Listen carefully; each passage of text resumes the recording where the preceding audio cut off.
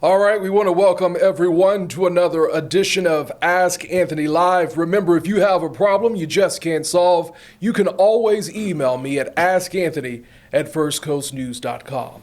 And today I want to talk about a story I've been following for a couple of weeks now. A Marine veteran and her husband emailed me not too long ago about a situation that happened back in November 15th to be exact, in Riverside. Jamie Phillips, this Marine veteran, she was out there in Riverside outside of her home searching for some belongings that had been stolen from her husband's car. She was near the railroad tracks there on College Street. And she called 911 for help because she got into a confrontation with a woman who was there, a woman who she did not know. And when she called 911, she told them she had her dog with her daughter, and she also had a gun on her hip. An officer responded to the situation, and according to the Jacksonville Sheriff's Office, and as you're about to see in this video that we're going to show you in a little bit, the dog lunged and bit the officer. The officer ended up firing 3 shots at the dog, hitting him. The dog did survive. Now, this Marine veteran says that this is a support animal for her, and she was distraught about the entire situation. And since November, she has been requesting the body camera video from the Jacksonville Sheriff's Office. And the reason they contacted me, they had a hard time getting that body camera video from the Sheriff's Office. I contacted the Sheriff's Office last week, and they ended up releasing some partial body cam video on Friday afternoon, and she had a chance to watch it. I want you to go ahead and see this video right now, and I do want to let you know that we paused the video after the first shot was fired. Who has the gun? Don't listen to me very carefully. Listen to me very carefully. Sit down. Sit down right here. Hold your dog. No, no. Baby, stay right there. Keep that baby over there. You sit down.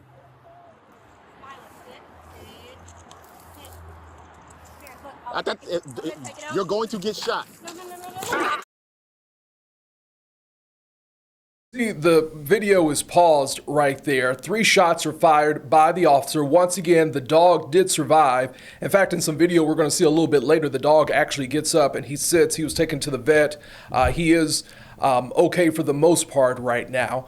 But Jamie Phillips, who you saw there in the video, one of the other reasons she contacted me, she wanted the full body camera video to be released, and the Sheriff's Office tell us they will be releasing that video to us, but there's currently a backlog. They're going to get that video to us as soon as possible. But according to Jamie Phillips, she asked the officer multiple times if she could tie up her dog. She said she kept saying over and over again, please allow me to secure my dog. Please allow me to do that. And according to her, she says the officer did not allow that to happen. She described him as being aggressive with the situation. And this is what she told me after she had a chance to watch the video on Friday. There's blatant lies, blatant disrespect to an innocent family that had done nothing wrong but call the cops for help. I listened to everything that man said. We followed every direction that he gave us. The only thing that I had done was ask him multiple times to tie my dog up. You can even see in the video, I had my hands up because I knew that man was going to bring trouble. And in the board meeting, they said that I caused that storm. He caused that storm because he approached us so aggressively and did not allow me to tie my dog up and wanted nothing to do with my weapon. If he would have just allowed me to do that, we would not be sitting here today. So that was Jamie Phillips' response to watching the video. I spoke with her on Monday about this situation. She wanted to do an interview with her response to what she saw. I want to bring in our crime and safety analyst now, Ken Jefferson. He has decades of law enforcement experience, and I wanted Ken to come in and just kind of give me his expert opinion about what we're seeing in the body cam video and the officer's actions. So, Ken, before we get your analysis, I want to go ahead and show that video of the shooting one more time. Who has the gun? Don't listen to me very carefully. Listen to me very carefully. Sit down. Sit down right here. Hold your dog. No, no. Baby, stay right there. Keep that baby over there. You sit down.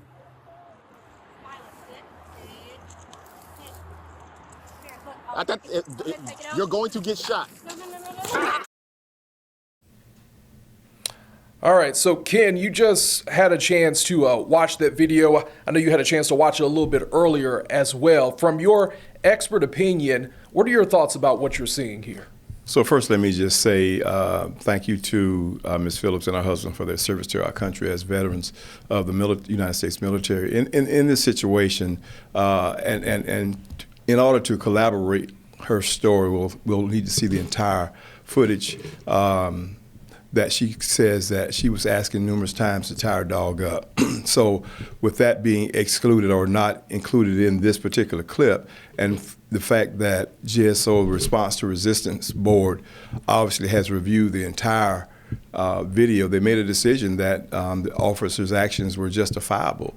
And what you have to contend with, and officers have to contend with this a lot when there's animals, particularly dogs, the officer will always immediately try to ask the owner of the dog to restrain the dog.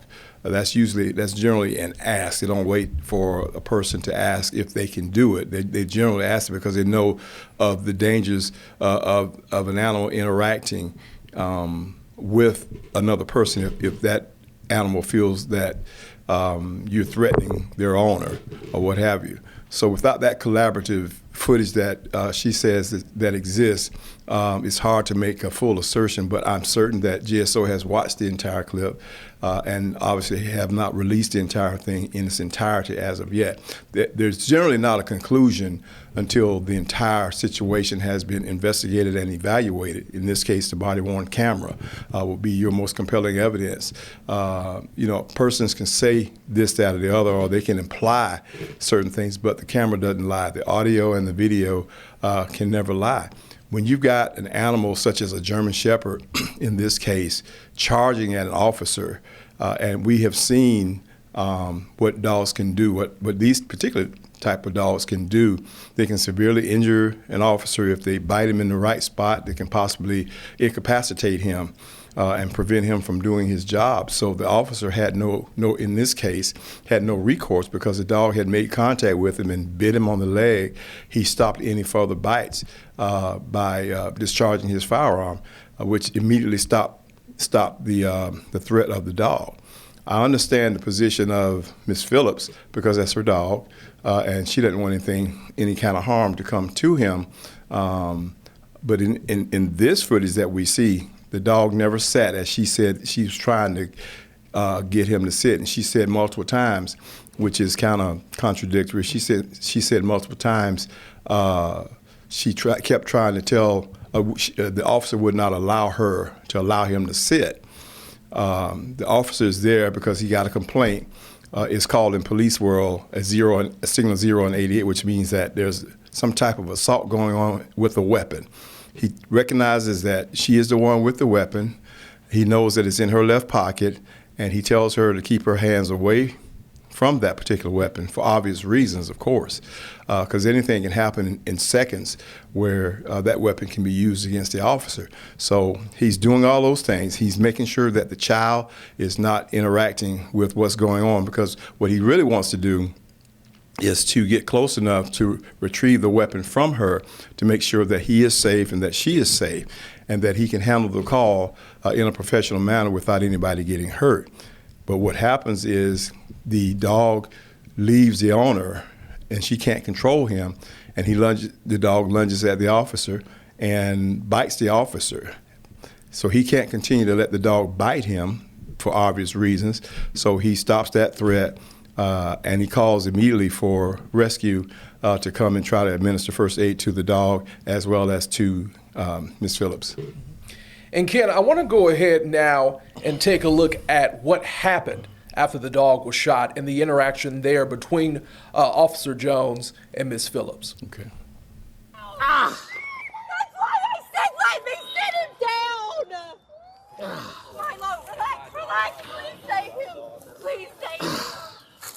Oh my God! Yeah, dog bit me on my leg. I said let me sit him down! He's ex-military, please! We're Marine Corps! I said let me sit him down!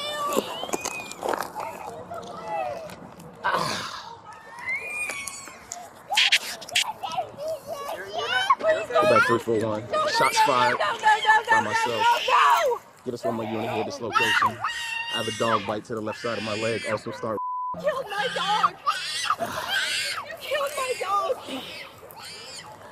Oh my God. I need to call my husband.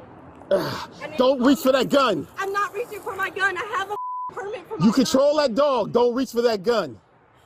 I just lost my dog because someone tried to rob me. I can't believe that.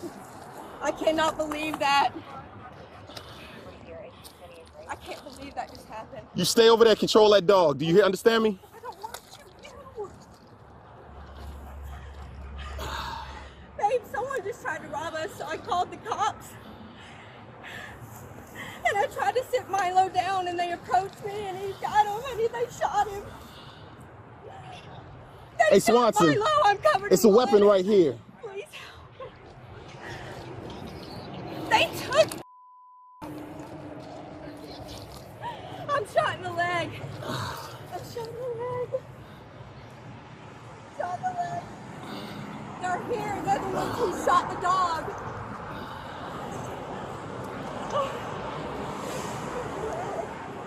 Quebec 341 also got a whiskey foxtrot with a gunshot wound to the left leg, also conscious and breathing.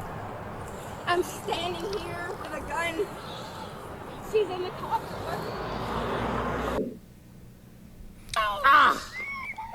All right, Ken, so we just watched the aftermath there. That's after the dog was shot. Once again, the dog is okay. Now, according to Ms. Phillips, she said that a bullet did, and I believe she said it hit off the ground and hit her in the leg. I think JSO, their conclusion was that x-rays didn't show for sure if it was a bullet or a pebble that ricocheted off the ground and hit her. She says, though, however, it was a bullet that caused it. She still has damage there to her leg. Just kind of looking at the aftermath, how do you think this was handled? What's going through the mind of law enforcement? So what the officers trying to get control of the situation. The situation is you've got this lady, she's got a gun. The officer knows that she has a gun, so he wants to try to resolve the issue. She's saying that she was calling the police to report a robbery of some sort. And when the officer's trying to maintain control of the situation, the dog gets loose and he bites the officer. The officer stops the threat so the dog won't continue to bite him, because typically an animal not going to bite you and walk away and say, yeah, I got you. He's going to continue to do that in an aggressive manner. So once the officer was bitten, he took the action to stop the threat against him. After that point, he was calling in for the backup, such as rescue, to come and render first aid to Ms. Phillips, because she said that she was shot in the leg. And then, of course, you got animal rescue that's on the way to check out the dog and or transport the dog to where he needs to be transported to. So he's doing everything by policy. He's doing everything according to the book that he's supposed to do. I agree with the sheriff's office. When you've got an animal that's coming to you, but not just coming to you, but lunges at you and bites you aggressively, you got to do something to get the animal off of you. He may not have had time to reach for his ECW or his taser. That may have helped, could have helped. But the dog was lunging at him and bit him, so he had to take that type of action. And I concur with that decision based on what I'm looking at, that he had to have a way to get the dog off of him. If the sheriff's office felt that he should have used a taser, the question becomes, well, can I get to it in time before the dog does some serious damage to me? Because the taser is on your weak side. Your gun is on your strong side. So he used what was necessary to stop that threat. Mm-hmm. And Ken, from Ms. Phillips' perspective, she says she was the one who called 911. She's the person who needed help. And you can hear in the 911 call, she tells dispatch that she does have a gun with her, that she has her daughter, and she does have her dog. She lets them know about that. When the officer arrived on scene, he said at the time he wasn't exactly sure who was the aggressor and what was happening. Can you kind of maybe talk from that perspective when the officer first gets on the scene and tries to assess the situation? Yeah, so that's why when a person is calling in, particularly on a call like this, the dispatcher is going to try to get as much information from the person who's calling as possible. You notice on the call, the dispatcher is asking for a description. Asked when Ms. Phillips told her that she had a gun, they asked, "Where do you have the gun?" She specifically said, "It's in my left pocket." That information is transferred to the officer before they arrive on the scene or as they're arriving at the scene, so he can take every necessary precaution. And when he gets there, he has to try to decipher in seconds what's really going on. So to do that, he's got to, if there's more than one person involved, he's got to separate the individuals. He had backup there because of the nature of the call. It was an assault and a person with a weapon, so he shouldn't go to that type of call by himself. And as we saw in the video, there was another officer there assisting him. So he has to assess what's actually going on. Yes, I understand Ms. Phillips called the police. However, she didn't sick the dog on him. The dog came onto the officer aggressively and bit him, so things changed. You can call the police, but you can also be at fault on something or responsible for something if it goes bad. That's not to say that they're going to charge her with anything, because they're not going to charge her with anything. But when the animal left her control, her custody and control, that's when it went sour. And the fact that, she says who she was didn't matter at the time, because now you got an injured officer who could suffer more injuries or more damage if nothing is done. And he did what he had to do in this situation. And watching this video, would it be normal? So she does mention that she would like to tie up her dog. She's trying to get the dog there to sit. The officer starts approaching her there. And then that's when the dog starts. Would that be normal that he would start making that approach, or would you kind of wait to see what happens, if that makes sense? Well, if she in fact asked if she can tie the dog up, he could have exercised some patience to allow her to do that. If in fact he understood that's what was going on, but he may have assumed that she had the dog under control since he was on a 6 to 8 foot leash. He may have assumed that she had the dog under control and was not expecting the dog to lunge. He was, according to the body-worn camera, it did appear that he was taking steps towards her. Obviously, the dog felt that to be a threat or an intimidation to Ms. Phillips, and the dog responded. The dog acted as dogs do when they're protecting their owners, or what have you. The fact that he wanted to try to rectify the situation as soon as possible, and that didn't happen because of the dog incident, does not unjustifiably says that he acted improperly, or it doesn't say that he acted improperly. He knew she had a gun. And here's the thing with guns and people with guns, when they're interacting with law enforcement, every ounce of attention goes to where that gun is. So he's constantly watching her hands. He's constantly watching where the gun is. He had a reason for him to say, "Don't you get that gun, don't you touch that gun." Obviously her hand may have gotten close to that pocket, because it could be a matter of seconds where she can slip her hand into her pocket and pull the gun out and then become a bigger threat to the officer. So he's watching all those things simultaneously, her hands, her actions, where the gun is, and the dog was a secondary concern because he obviously felt that she had the dog under control, when in fact she did not, by virtue of him lunging at the officer and taking a bite. And so we did see a picture there of the officer's injuries that they took at the scene. Even during the review board, they mentioned that there was no picture taken underneath his pants, and they said that there was no visible injury at the time when it came to that dog bite. And the officer, Officer Jones, he did say to the review board when they were speaking with him that, hindsight is 20/20, but he probably would have done things differently instead of getting to this point and maybe allowing her to tie the dog up, maybe to one of the patrol cars or something like that. Of course, Ken, we all, have regrets, or maybe we think things over and think, well, maybe we should have done this differently. But just once again, from your perspective, hearing the officer say that maybe he should have allowed the dog to be tied up. Yeah, if in fact he made that statement, then he possibly could have, well, not possibly, he could have exercised a little patience to allow her, since he had the child out of the situation, away from the two of them, the dog and Ms. Phillips, he possibly could have allowed her and exercised some patience to tie the dog up. Now, Ms. Phillips may have known that the dog would have a propensity, if the dog felt that she was being attacked or intimidated by someone, she may have known that the dog would have the propensity to lunge at the officer or to protect her. If that was the case, she could have said something that he will attack if he feels that you're trying to hurt me or whatever on that end. And on the other end, the officer possibly could have exercised some patience and allowed her to tie the dog up and get completely out of the situation. And as she said, had that been done, we would not be having this discussion today. And she does say, Ms. Phillips, that Milo there is her military service dog. He does come from a long line of protection dogs, and she's had him for a while, for more than 10 years now. And so he is designed there to protect her in different situations.